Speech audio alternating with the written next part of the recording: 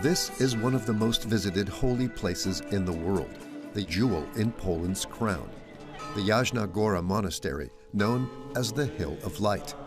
Every year, 4 million worshippers from all over the world come here to gather and implore the Black Madonna of Częstochowa in a peaceful and prayerful atmosphere.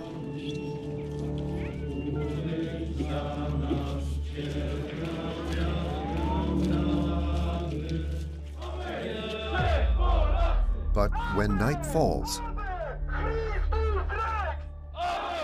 in the streets around the monastery, ultra-nationalist groups have taken over the area.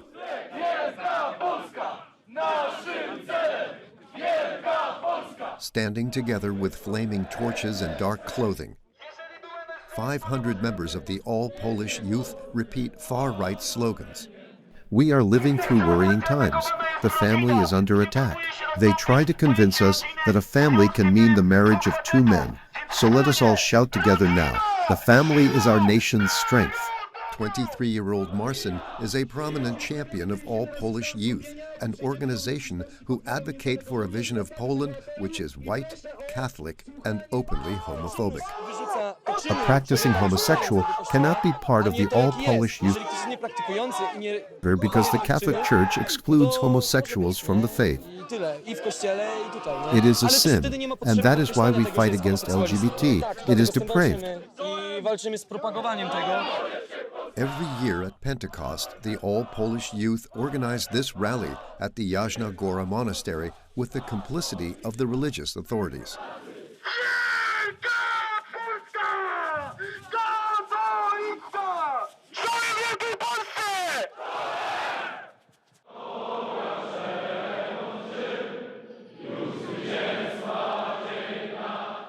The clergy have provided them with a crypt inside the holy site for an important ceremony, the induction of new members.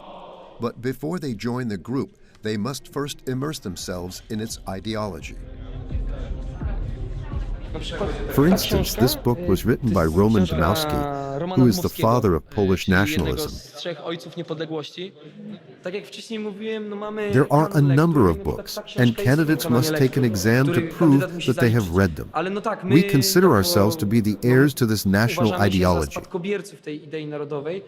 The new recruits must be well versed in the works of Adam Dobosynski, a notoriously anti-Semitic writer. He is known to have been responsible for looting Jewish-owned businesses in the 1930s. Several distinguished guests have come to this event to support the all-Polish youth, including the former deputy bishop of Jasna Góra. You are our future. You are the hope of our country. And Robert Winnicki, a member of parliament who believes that Poland is caught in the middle between 2 enemies.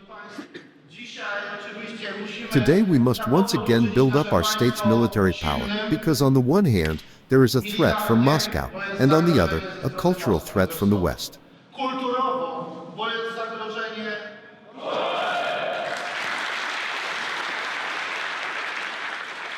Today, 5 young people are joining the 3,000 members of this movement. Let's hear it for the new members of the All-Polish Youth. Around 50,000 people in Poland support the extreme right ultra-nationalist movement, and their hateful rhetoric seems to resonate in a country which is in the midst of an identity crisis. Poland, in Eastern Europe, with a population of 38 million people, lies at the heart of a particularly unstable region.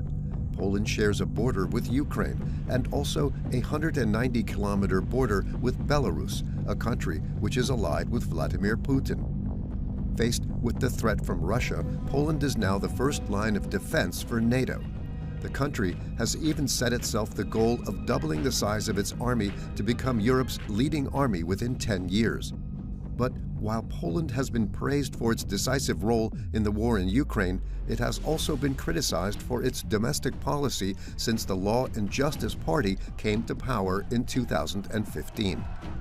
President Andrzej Duda's policies are nationalist and conservative. He has gone up against the European Union, refusing to conform to environmental standards, and supports the coal mining industry. As your president, I want to reaffirm that coal is our principal energy source. There are 60,000 coal miners in Poland, and every day they descend 650 meters below the surface of the earth,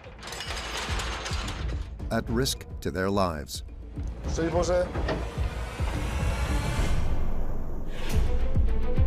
Poland is Europe's leading producer of combustible fuel, but also one of the most polluted countries in Europe. In some regions, the air has become toxic. In the town of Rybnik, children suffer from severe respiratory illnesses throughout the winter. Her cough just never stops. She cries and struggles to breathe. I am preparing myself for the worst. Poland is not only the black sheep on the environment, but also when it comes to civil liberties. The government is behind on women's rights. Along with Malta, Poland is the last country in the European Union to still ban abortion. Abortion itself is probably the largest genocidal act that is being committed now on the world. As a result of this, 80,000 women per year have secret abortions. Justina faces a 3-year prison sentence for having sent abortion pills to another woman. I think this is the direction to shut us down. Under government influence, homophobic hate speech is on the rise, but a large number of young people are rising up and refuse this relapse back into conservatism. People telling me, oh, go to the West if you like it so much, you have all rights over there. No, I want to fight here.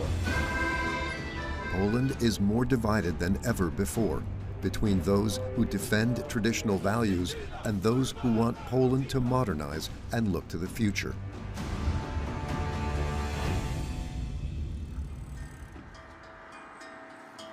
In the southwest of Poland, in Silesia, a deeply Catholic area, the local economy depends on coal. They have been mining coal here for the past 2 centuries. And coal mining still employs around 80,000 people. 20 working mines dot the landscape of Silesia. They are the pride of the region. But following pressure from the European Union, the government has committed to closing the mines. In the meantime, the mine at Zimovit still produces 3 million tons of coal per year. Michal, one of the 7,000 workers at the mine. He is 33 years old and has worked here since the age of 19. A few minutes before he descends deep below the surface, Michal, a devout Catholic, prays for protection to Saint Barbara, the patron saint of miners. We want as many men to return to the surface as went down the mine. That is why all the workers visit here. Michal is the foreman and responsible for the safety of 25 men. It is a huge responsibility.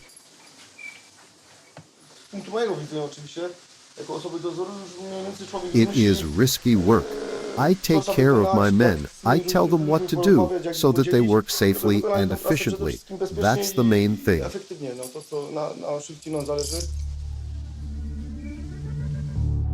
Szczęść Boże! Witam Cię. Jak taką ładną pani? Najładniejszą na Lępowni. No wybieramy te najładniejsze. Dziękuję bardzo pani. Tu wyślę. Jakie macie? 301 proszę zapisać. Before descending 650 meters underground, they remember the fate of 15 miners who died in 2022 in nearby coal mines. Production never stops, so the teams work shifts around the clock.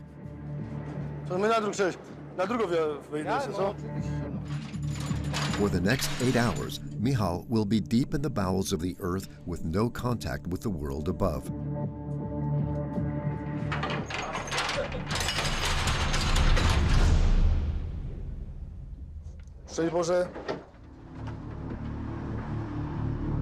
First of all, they take the lift, which takes them down 500 meters below the surface. But there is still a long way to go before they reach the coal face. The miners need to travel another 160 kilometers of underground tunnels by the pit railway.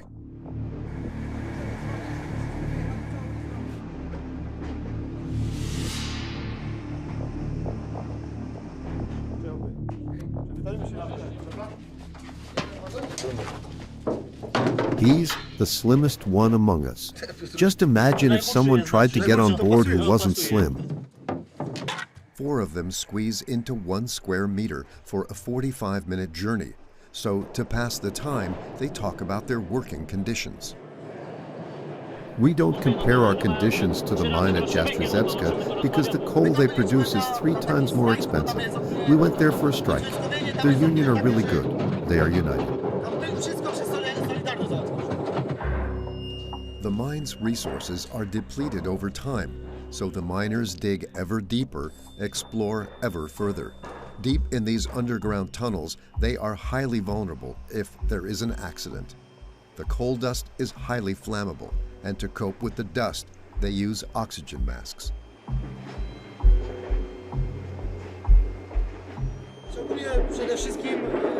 Fire is the biggest danger in a coal mine. This machine, which is called an escape respirator, is mostly made up of oxygen cartridges. We use this if there is a fire, and it allows us to breathe for 1 hour.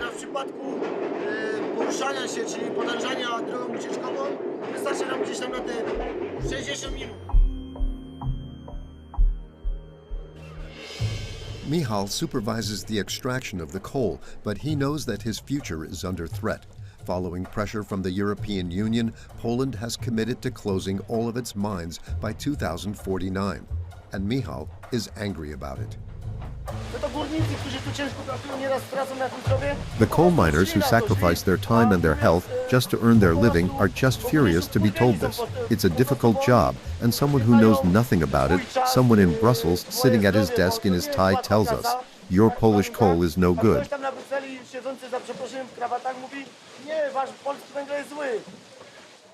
For the moment, they will continue to mine fuel thanks to this coal shearer, which cuts away the coal face. It's a steel monster, 3.5 meters high. But today, it is failing to start. What's going on? I don't know. We're trying to find out why there's no signal. Can you get in? I think so, but I'll need to get onto my knees. Oh dear, I can't believe this. After a few technical modifications, production can start again. Coal gushes out of the machine, and a thick cloud of dust covers the miners.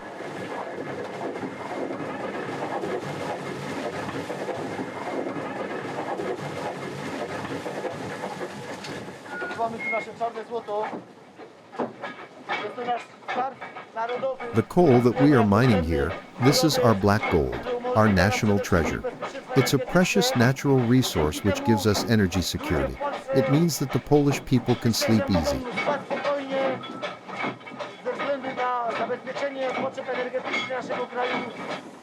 Once the machine starts work, the miners need to ensure the transport of the coal on these conveyor belts. They extract 700 tons of coal per shift.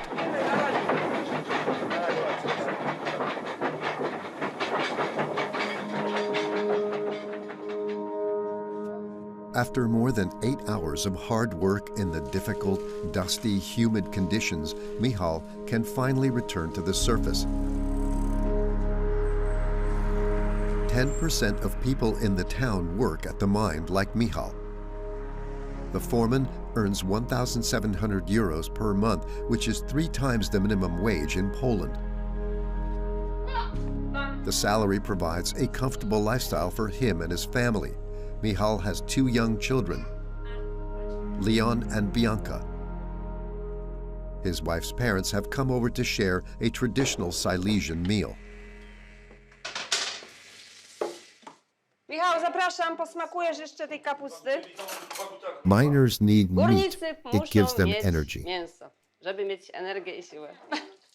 This is a coal mining family going back for generations. Sylvester, Michal's father-in-law, spent 25 years working underground as a coal miner. He's 49 years old and already retired, a benefit reserved for miners. Bianca, you know that I lived right next to the mine. And one day I forgot to have a shower before I left work, and ill arrived home, completely black. Your grandmother thought that I was a demon. Do you know how to recognize a miner? Their eyes are always black. That's why Daddy has dirty eyes when he gets home.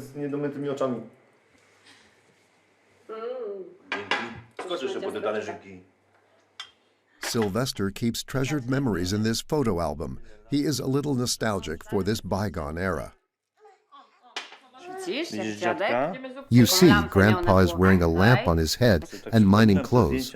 When I look at these photos and look back on these years, I have so many good memories. We had plenty of time for everything. I think it's better than now when it's a race for coal. Everyone's throwing themselves at it, whereas we were out drinking beers. Sylvester is counting on his grandson to continue the family tradition. Perhaps my grandson will be a coal miner too.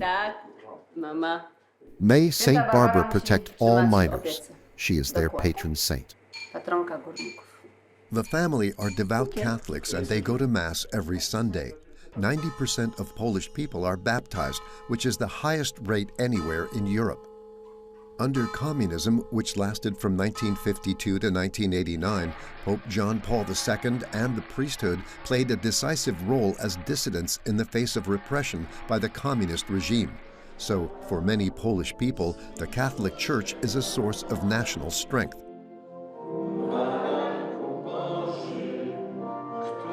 This little village church is full every Sunday. Some people have to follow the Mass from outside.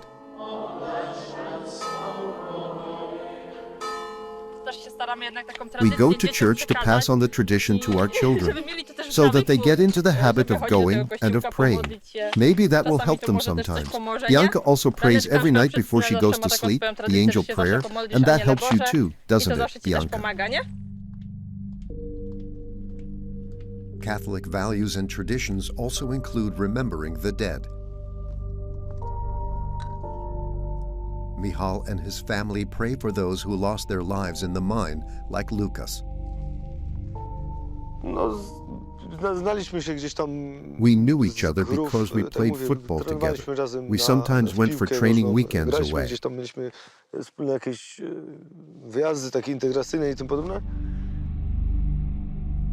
Lucas died at the age of 33. His tomb bears the insignia of a miner. He worked in the Wesela mine at the coalface. What happened was that the roof fell in on him. They found him 2 days later. They found him crushed under the rubble.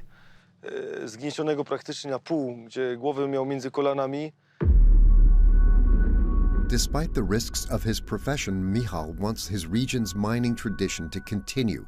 But while coal mining might protect Poland's energy independence, the indiscriminate use of coal has a devastating impact on the environment and public health.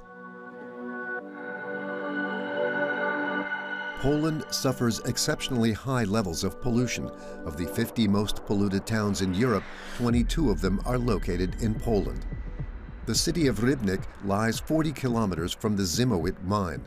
From the beginning of winter, the air becomes unbreathable. As soon as the coal stoves are lit to heat the homes, a thick fog blankets the city. Katarzyna is a doctor. Every day she checks the air pollution. And as usual, the levels are well above the World Health Organization's recommended limits. These graphics show that the particle density is 3.5 times higher than recommended limits. It's very serious. The smaller the particles are, the more dangerous they are for our health, because they can penetrate deep into our organism and affect every cell in our body with terrible repercussions.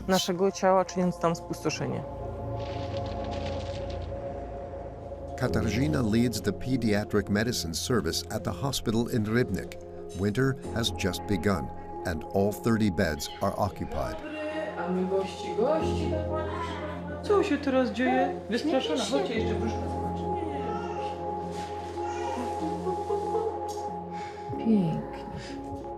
All her patients are suffering from similar problems. She is coughing more and more. She has a mucus cough that makes it hard for her to breathe. Polish children are exposed to 4 times as much pollution as children in other European countries like France. When there is pollution in the air, the child starts to suffocate and their breathing accelerates. We have to treat them to help air get down into their lungs. Jagodka was brought to the hospital by her mother as an emergency 1 week ago. She is suffering from pneumonia. Really, I can still hear it here. There is still a whistling sound when she breathes. My daughter started coughing in the middle of the night. The cough just didn't stop. She was exhausted. She was crying. She was struggling to breathe. You were worried for her? Yes, I feared the worst. Jagodka is only 4 years old, but this is the 3rd time that she has been hospitalized.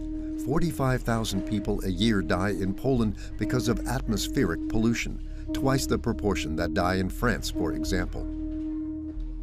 The doctor believes that there is only one solution. They must stop using coal.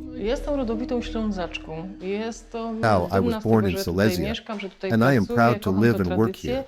I love our traditions. Silesia is defined by coal and by the mines. But still, I believe that we need to separate those two things. The era of using coal for heating needs to stop because it is harmful to health and to our children's health. We no longer have time for these feelings and for bad habits.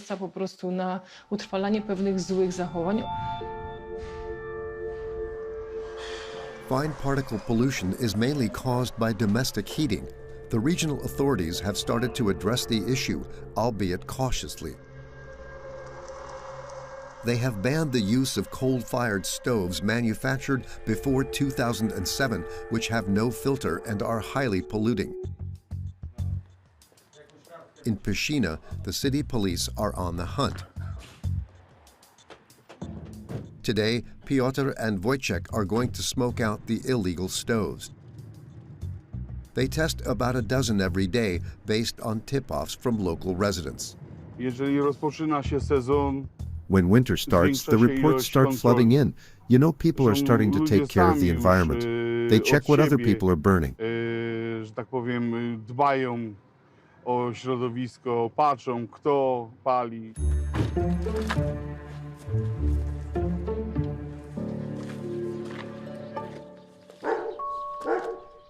Dzień dobry. Hello, local police. We're here to check your stove.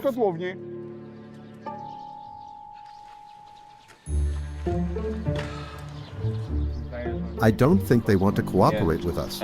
No, even the dog is against us. It's okay. The stove is in the basement. If it does not comply with regulations, the owner faces a fine of €1,000. I see a new stove. When did you last change it? 3 years ago. 3 lata, ja? Klasy. Tutaj mamy tabliczkę znamionową. Here's the boiler nameplate. So, see here it's category 5, and here's the date of production, 2012. This stove is still new. It's the best category. Despite these checks, many Polish people are obliged to break the law. People know what creates pollution. They're aware of it. But lack of money can sometimes hold them back, and some are still using old stoves. Right now it costs about €4,200 to replace a stove. 3.5 million people are currently using old, highly polluting stoves because they can't afford to change them. Danuta and her husband Adam live in Nowy Janów in the center of Poland.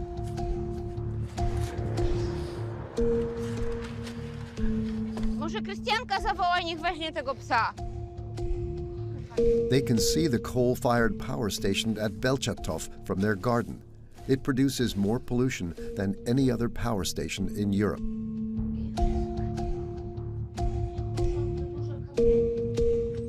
fajnie to swoje podwórko, We love kwiatek our rośnie, courtyard and our miło, flowers. przyjemnie It's jest, pretty, no jest it's bardzo pleasant. fajnie. We're cleaning because right now the Ogarnąć weather to is taka mild, troszeczkę so we need to pogoda make the most of dopisała, it. no i trzeba to wykorzystać. Adam and Danuta are getting ready for winter. The temperature drops as low as -15 degrees centigrade in this region of Poland. Their home is heated with coal, just like 50% of people in Poland. Tu tak, tu Here, się wkłada, that's tutaj the fuel. przelatuje ten Here is the fire, opał. and the embers Tu, are o, here. ogień jest, żar z tego And here we opału. have the ash. Tutaj mamy popiół. W dzień jednak człowiek We are albo out idzie do during the pracy, day, but a when jak we jest come w home, domu, we put more no to coal wiadomo, że on. dorzuci, tak? Adam and Danuta worry about the phasing out of coal. Since the war in Ukraine began, the price of coal has skyrocketed and their stock is running out. To już taki naprawdę bardzo drobny węgiel, bo to już są, mówię, So the couple burn everything they can, including plastic waste, at obvious risk to their health.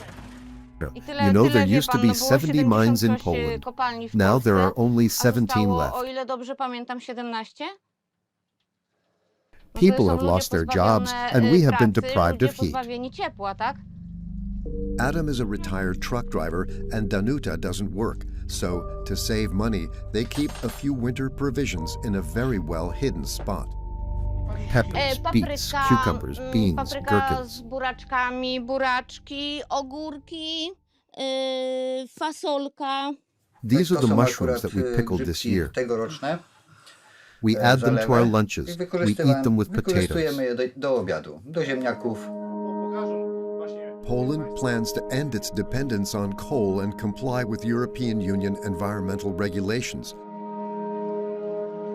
And so it has decided to focus on nuclear power.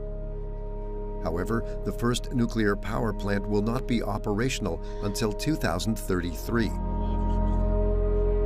In the meantime, the government has once again authorized the use of lignite for domestic heating. It is cheaper than normal coal, but it is the most harmful type of coal to human health. Poland is the black sheep of the European Union on the environment, but it is also criticized by other European countries for its stance on civil liberties. Along with Malta, it is the last country in Europe where abortion is still illegal. In 2020, it was even banned in cases of fetal impairment. It is now only permitted in cases of rape or immediate danger to the mother's life. Pro- and anti-abortion campaigners clash over this issue, and one news item has divided society. In front of the courthouse in Warsaw, hundreds of people have come onto the street to denounce a trial which they see as a fresh attack on women's rights. But a few meters away from them, fundamentalist Catholic organizations are also demonstrating.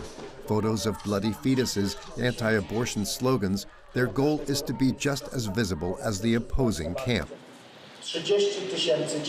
30,000 children a year are flushed down the toilet by their mothers thanks to abortion pills. Abortion is murder.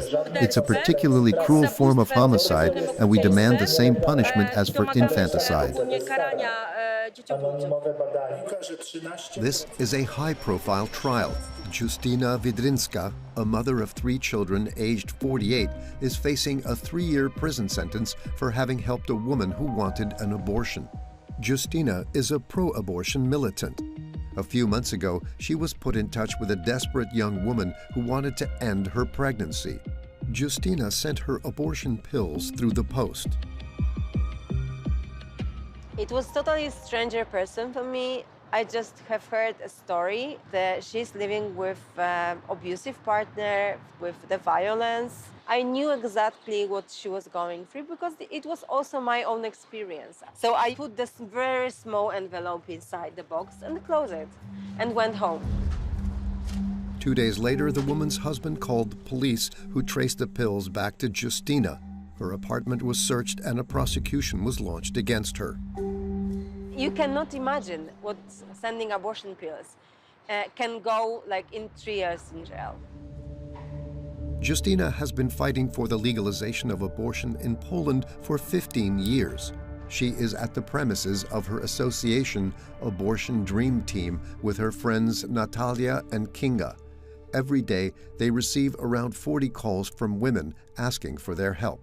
3 p.m. I think 8, 9, 10, 11, 12, 13, 14, 15, 16.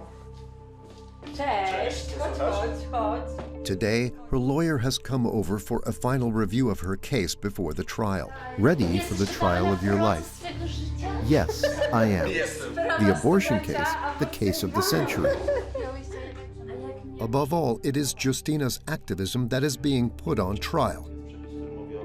Justina is an activist. That's what makes this trial different from a normal trial. Because there is a political dimension to it. In the charges, the prosecutor wrote that I am an abortion activist and I work in Abortion Dream Team and I share information about how to do safe medical abortion in Poland. So this is why I think that this is from the very beginning, it's very political. Justina is facing an influential adversary. In the center of Warsaw, other lawyers are also preparing for the hearing. They are members of Ordo Juris, a well-established ultra-conservative lobby that is very close to the political powers that be in Poland. Jerzy Kwasniewski is the president of Ordo Juris. And how did it end? The child died following a miscarriage, is that correct? Yes. Ordo Juris was admitted as counsel to the court for Justina's trial. The aim of this abortion was to kill the child. We have asked for this special status because the interest of the child has no representative in proceeding. Ordo Juris wants to roll abortion rights back even further. They want to ban abortion even in cases of rape. Dzień dobry jeszcze raz w takim razie. Dzień dobry. It should be forbidden as all other ways of killing people. Abortion itself is probably the largest genocidal act that is being committed now in the world. This mass abortion process that is going on globally has already killed tens of millions of people. Funded by private donations to the tune of 2 million euros a year and with the help of an army of lawyers, Ordo Juris lobbies the government on family values. They even want to ban divorce, and in order to achieve their aims, they have gone on the offensive. It is our aim to influence not only academia, not only the legal professionals, but also the public opinion. And through the public opinion, we need to influence the politicians, we need to influence the culture, we need to influence the social processes.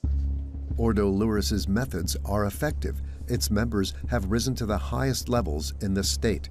In 2019, the founder, Aleksander Stepkowski, was nominated as a judge in the Constitutional Court by the Polish president, and 1 year later, along with other judges, the court banned abortion in cases of fetal impairment. Determining whether a child has the right to live based on his or her state of health constitutes direct discrimination. The decision of the Constitutional Court in Poland was a success of Ordo Juris and our friends from different NGOs, organizations and politicians who are siding with this perspective. To recruit future jurists to their fundamentalist values, in 2021, Ordo Juris started a university of law.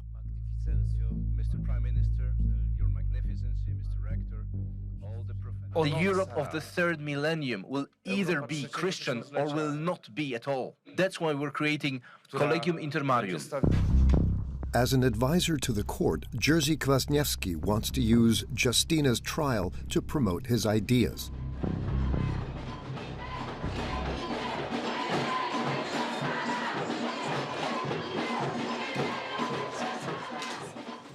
For the first time in Europe, a pro-abortion activist is on trial in Warsaw for helping a woman who wanted an abortion. It's heartbreaking to not be there and scream, but sitting in its room and listen to those shitty things sometimes. The support I hear, and I hope the support I will be here from the courtroom, it gives me a lot of strength, really.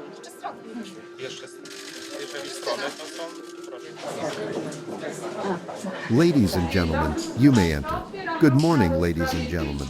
I'd like to open the hearing. We will examine the case of the accused Justina Wydrinska. In the courtroom, Jerzy Kwaśniewski, the president of Ordo Luris, takes a prominent position right next to the prosecutor.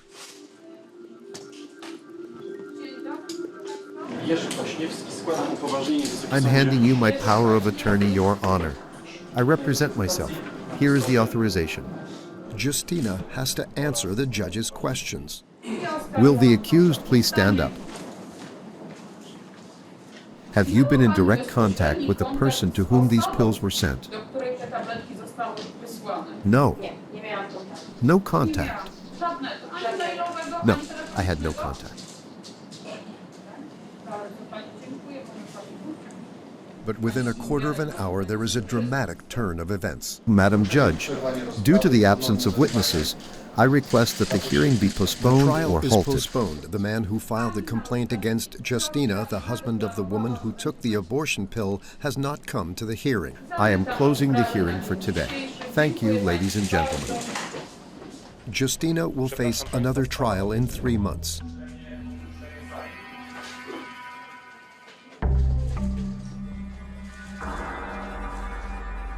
I am furious that the hearing didn't take place today.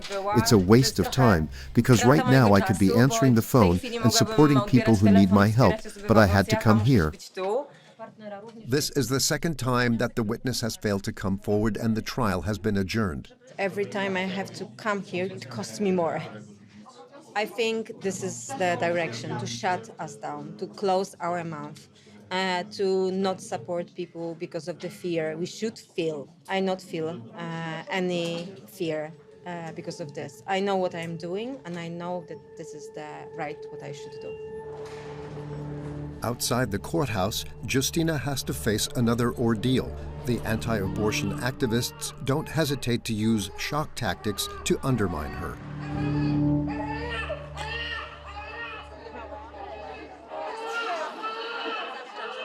They broadcast the cries of newborn babies. For me, I try to not think that they are here, like they are existing, because for me it's a waste of energy to focus on them, really. In March 2023, Justina was finally sentenced to 8 months of community service. She is appealing the verdict. Long before this sensational trial, in 2021, thousands of people came into the streets to protest. Isabella, a 30-year-old young woman, had just died following the refusal of her doctors to end her high-risk pregnancy. Her sister-in-law Barbara, based in Pyszina in the south of Poland, remembers the evening that Isabella was admitted to hospital. On the 21st September, Isabella arrived at the maternity unit in Szczecina in this hospital. Sadly, they didn't take good care of her. Isabella was 5.5 months pregnant when her waters broke prematurely. The fetus was suffering from a rare illness incompatible with life, but the doctors were afraid of being prosecuted if they performed an abortion, as they would risk 3 years in prison. So they waited for the fetus's heart to stop before intervening. We were in touch with Isa until 11 p.m. Here's what she wrote to us. They can't give me anything. They have to wait until it has stopped by itself for the fetus's heart to stop beating, but my waters have already broken. Their procedures are horrible. Isabella's condition quickly deteriorated. 2 hours after the fetus's death, she succumbed to septic shock. The politicians and the doctors are all guilty of Isabella's death. Isabella had opened her own hairdressers 5 years before her death. słychać? Wszystko dobrze, tak? Marzyła o otwarciu tego salonu, spędzała tu bardzo dużą She część always dreamed of opening this salon. She spent most of her time here. Bardzo She kochała loved swoją her work. pracę i It was her passion. to była jej zarówno nie tylko praca, jakże i pasja. Isabella was 30 years old when she died. She left behind a husband and a 9-year-old daughter called Maya. One były jak przyjaciółki tutaj tak samo na lotnisku. Ona They ma were like mnóstwo zdjęć friends. właśnie z podróży, They traveled a lot bo and sent us bardzo photos. często Isa podróżowali wanted ze to show her względu na to, daughter że the world. Iza chciała jej pokazywać świat, jak wygląda. Barbara and her family have filed a complaint against the doctors for manslaughter. They are awaiting trial.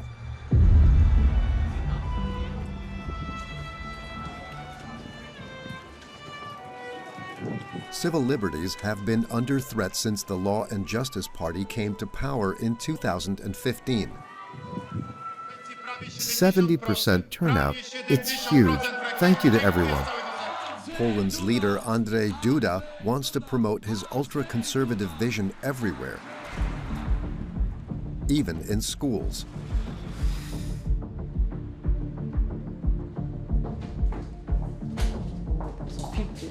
Is there anything else I need to sign? That's all for now. Barbara Nowak is the head of the District Education Office. She oversees 4,900 state schools. We are primarily concerned with educational supervision. We check that the schools are running smoothly, that the teachers working there are properly qualified, and whether the students are safe and what curriculum is being taught. Catholic symbols are visible everywhere in her office. This is despite the fact that in Poland, religion and state are officially separated. Barbara Nowak is in charge of overseeing the teaching of a new subject in secondary schools dealing with the history of Poland since the end of the Second World War.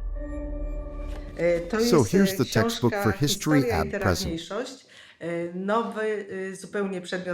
The new school subject was introduced into our schools so that young Polish people can learn about their history, especially recent history. The textbook was written by a member of the ruling party. Inside, we find a passage about France and one of its icons, Brigitte Bardot. Od lat 60. XX wieku rewolucja seksualna podkopywała także fundamenty życia rodzinnego na Zachodzie. Z czasem codzienną praktyką stały się rozwody i współżycie bez In zobowiązań. the 60s, the sexual revolution undermined the foundations of family life in the West. Divorce and no-strings sex became common practice. But human beings can only learn about life within the family. It's the only way to understand the world. In a way, this sums up what's happening in Poland at the moment. I think the Western model of society is headed in the wrong direction. We're neglecting our social, civic, and national duties, especially in terms of rebuilding future generations. Społecznych, obywatelskich wobec państwa. Jeżeli mówimy o odtwarzaniu pokoleń, to rzecz jest oczywista. Bardzo dobrze, wywalić tą potrzebę. Barbara Nowak's words sometimes target a very specific community. Zatem absolutnie nie popieram i nie pochwalam tej takiej agresywnej postawy I absolutely don't support and don't approve of the aggressive behavior of the LGBT movement, which wants to assert itself and impose privileges on us when it has no right to do so. It's a question of civilization. In our Christian civilization, the family model is not up for debate. It's obvious. The family is created by a man, a woman, and their children. Nad czym się dyskutuje. Model rodziny jest oczywisty. To jest mężczyzna, kobieta, dzieci. It has become more and more common to hear opinions like this in Poland. Since the election of Andrzej Duda, homophobic hate speech is on the rise. During his 2020 election campaign, he compared the LGBT community to an old enemy, communism. Under communism, the schools tried to force-feed communist ideology to our children. Today, our children are force-fed a new ideology. This new ideology is neo-Bolshevism. These homophobic attacks are not considered criminal offenses in Poland and are even amplified by the public television channel TVP. In 2019, it broadcast a report about the LGBT community, which was watched by millions of people. The community was portrayed as a threat to Polish identity. The title of the report was Invasion. This is what I call the dominant religion in the West today. You know what I see. A rainbow, an orgy, Sodom and Gomorrah. For 25 minutes, the speakers made one openly homophobic and stigmatizing statement after another. The LGBT community is even accused of promoting pedophilia. Some organizations now want to normalize pedophilia. These allegations are unsubstantiated. In 2020, the courts ordered TVP to remove this offensive documentary from YouTube. We're going for a walk over there. One man in particular was targeted by this propaganda. He lives in Warsaw. The weather is so nice today, let's take a picture. We love Warsaw, we are living here for 10 years right now. I cannot imagine to live in any other place in the world. They will not make me change it. And I mean, there's right people telling me, oh, go to the West if you like it so much. You have all rights over there. No, I want to fight for it here. Bart Staszewski is an LGBT activist. He has just moved into this apartment with his partner Svalek. And I forgot all these things. I didn't realize that we still have them. All of those stuff is lying on the floor or in the boxes because we don't have furniture for it. We don't know where is everything. We just... Bart was forced to move because he feared for his safety. My address was known for some of the right-wing activists. For different reasons, on different occasions during my lifetime, they could see it easily. So now I'm much more secure. Bart became well known 3 years ago. 100 or so local authorities had signed anti-LGBT charters. Bart denounced them in his videos by putting up signs designed to shock. Hello, I'm Bart Staszewski, and here's my sign LGBT Free Zone, and I'm currently in one of the cities that proclaim that they are actually LGBT free. I'm going to hang it here. His videos went viral and made him a thorn in the side of public television. Within a month, his name had been mentioned in 134 damning reports broadcast in prime time. This is just the beginning of an ideological offensive by the far left against traditional Polish values. So it was day after the day, from the morning to the evening, they was creating me as an enemy of Poland, which is lying, which is against Poland, and I should be punished somehow. It's the worst propaganda tool I have ever seen in the hands of the government, which is using this obviously against the people they don't like. As a result of this smear campaign, Bart received a torrent of hatred on social media. My boyfriend made a list of them, so you see that there are quite a lot, just from 1 month that we collected. He receives 100 threatening messages a month. I'm going to murder you, you son of a bitch. I'll chop your head off with an axe. So I know where you live. I'm watching the street outside your house. You're just a scumbag and a liar and a Nazi. So it hurt me a lot thinking about that. Now somebody is comparing me to Hitler, Germany, soldiers, that I am some kind of Nazi. It's horrible, but the only thing that I can do is make a compliment on Facebook, and usually it's not working. Now that his face is widely recognized, he has to be even more vigilant.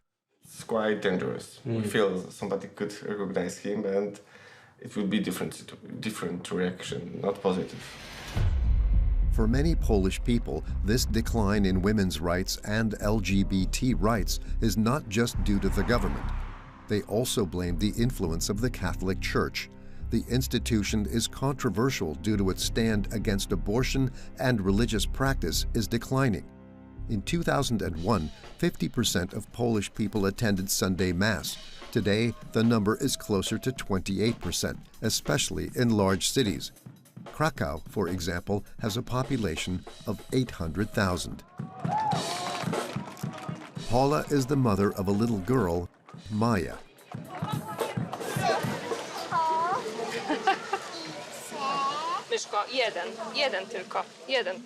Paula is a student of psychology and lives in Krakow. So wherever I live all around the world, I always go back here. That's home for me. That's the place which defines me, reminds me who I am. But over the past 7 years, she hardly recognizes her own country. It's not a private sphere for keeping at home. It's everywhere around us. Maybe in very, very Islamic places of the world, religion mixed with politics and culture as much as here. The church's interference in public life has led to widespread distrust. Since the conservatives came to power in 2015, positive opinion of the church has fallen from 62% to 41% of society.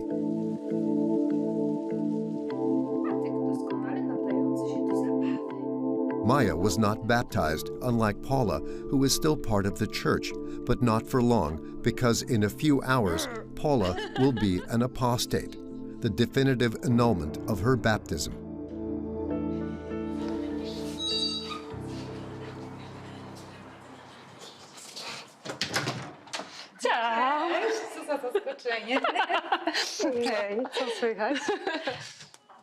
Her best friend has come to support her. Take a look, read it, and tell me if you're convinced. The Declaration of Intent. According to the articles, the Constitution is in the matter of leaving the church with no possible return. Likewise, according to the decrees. There are so many laws quoted. Yes, they have to protect themselves. To leave the Catholic Church, Paula first had to obtain her baptismal certificate from the parish where she was baptized. Then she had to give her reasons for doing so in writing. So I took this decision because the religious of pedophilia in the church and also makes insulting comments about sexual minorities and women. Paula could simply have stopped going to church, but she wanted to be totally, officially expelled. It's a bit like giving up being Polish, actually. Very, very proud of Paula, and I wish I could do it myself, but my family reason won't let me do it. They meet in church, they talk about church and so that's the part of life in small villages. That's why church is so strong. There are no official figures for the extent of apostasy in Poland. The church keeps them secret, even though it recognizes the issue. Okay. But according to several groups on social media, it affects tens of thousands of people, especially since the new law on abortion.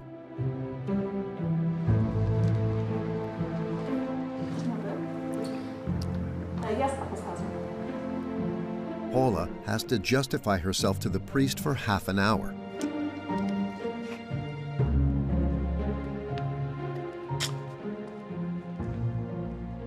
How did it go? I was consequent with my actions from A to Z.